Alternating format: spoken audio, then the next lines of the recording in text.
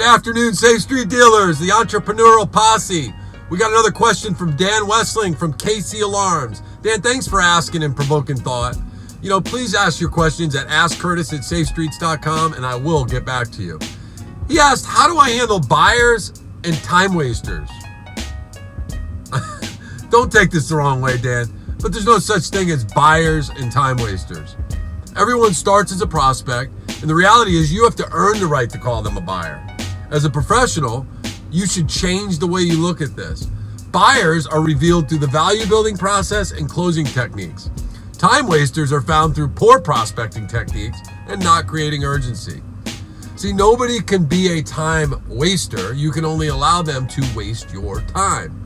As you get better at closing and building value, you'll quickly be able to assess whether a prospect is locked in or has you blocked out. And if you're blocked out, you're going to sound like Charlie Brown's teacher. Nothing's getting through to him.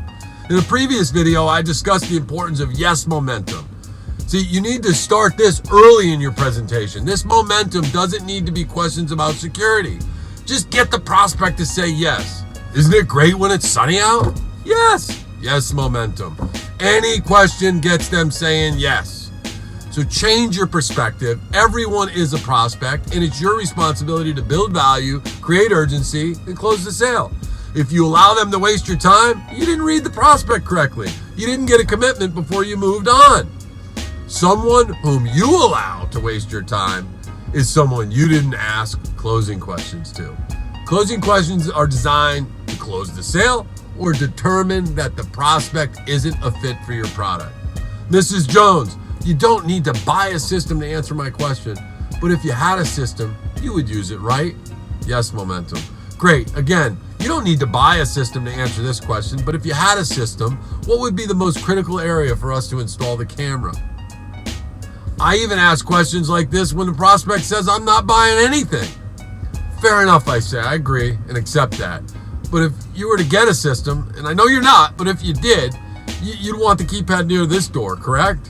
See how I'm shaking my head? You're able to get a system, and I know you're not, but if you were, you'd want the system to call the fire department for you, right? In the event of a fire, you definitely would, right? Folks, I've changed the momentum of so many presentations, even when the prospect said no 50 times.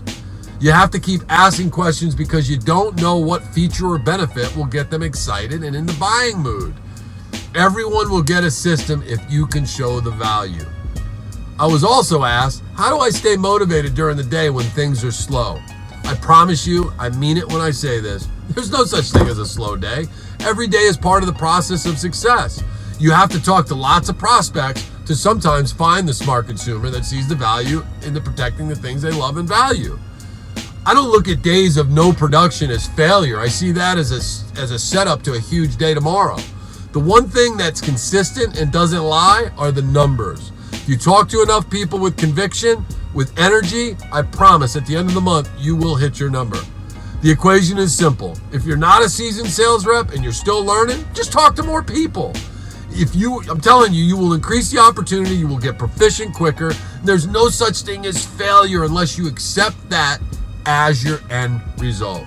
Folks, I enjoy answering these questions. Stay positive, and I'll see you at the top.